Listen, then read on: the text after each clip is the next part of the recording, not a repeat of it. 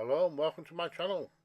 I have here a regular Colossus miniature as well as a zombicide Colossus miniature, and in this video I'm going to paint them up. As you can see, I've already sprayed on some grey primer, and now I need to add some yellow on the v-neck and the belt. This took me 3 coats to get good solid coverage, because yellow is one of those colours with low pigments. And then I moved on to a flat red, which is probably the most dominant colour, as this covers a large majority of the uniform. A metallic red would have been a better choice, but I don't have that, so I'm sticking with what I've got. The skin for this guy is in silver, so I'll go ahead and apply that next.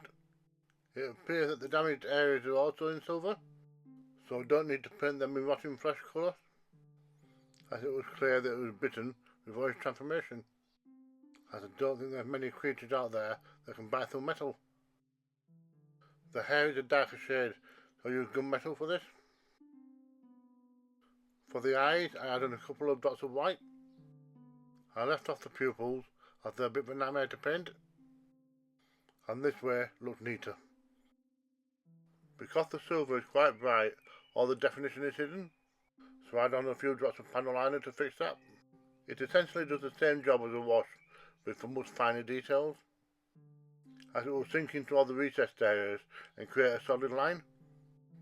As you can see now, the left side has more extra detail on it. The bases and the rubble are predominantly concrete, so I use a light grey colour on that. There's no harm in applying additional colours if you wish, since that's the nature of rubble. You get a mixture of all sorts in there, including a rather large helmet. I paint this purple, then for the stripe down the middle, that's silver. And there's a few metal cables left lying around, so I'll paint them silver too. And once all that's done, it's time to add the wash. Darker colours work best, so I chose black, and I cover both bases.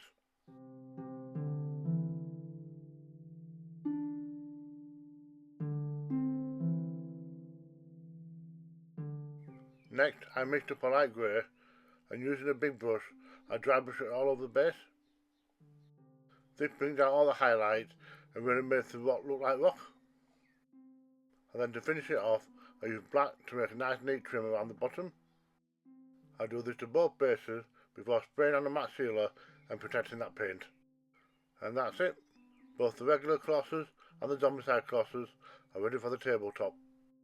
It's always nice to get some more figures painted, especially for such a huge game like this one, where when you include the expansions, you've probably got close to 200 figures to paint, and I've probably only done about 8 to 10% of that. So in between my bigger projects, I'm going to try and sneak a couple in now and again and try and build up those numbers.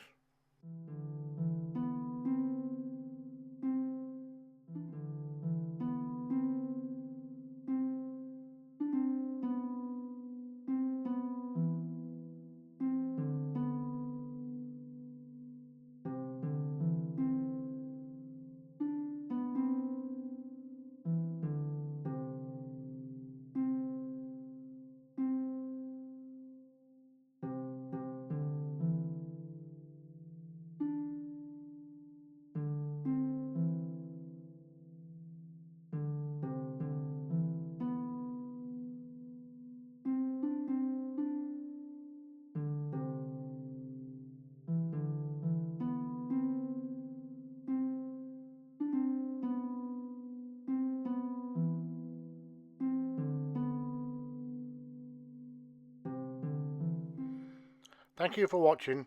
Don't forget, if I can do it, so can you.